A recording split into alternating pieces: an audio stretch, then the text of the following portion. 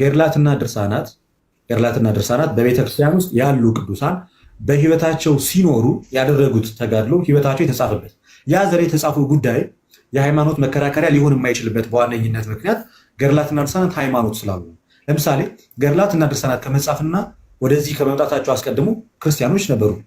ስለዚህ ለሰው ወደ ጌታ ለመምጣት ክርስቶስን ለማወቅ ገድላት፣ ድርሳናት እንዲሁም ታምራት አይደለም የሚሰጡት። ገድላት ድርሳናትን ግን እኛ ክርስቲያኖች እንዴት ነው የምንቀበላቸው? ከመጽሐፍ ቅዱስ ጋርና ከሐዋርያዊ ትውፊት ጋር እስካልተጋጩ ድረስ ብቻ። ኦኬ የስ ገድላት እንቀበላለን፣ የስ ታምራት እንቀበላለን። የምንቀበላቸው ከመጽሐፍ ቅዱስ ጋርና ከሐዋርያዊ ትውፊት ጋር እስካልተጋጩ ድረስ ነው የምንቀበላቸው።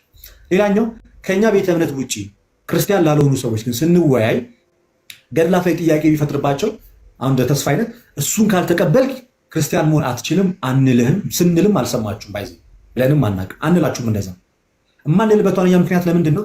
መሰረታዊ የሃይማኖት መማሪያ መጽሐፍቶች ስላልሆኑ።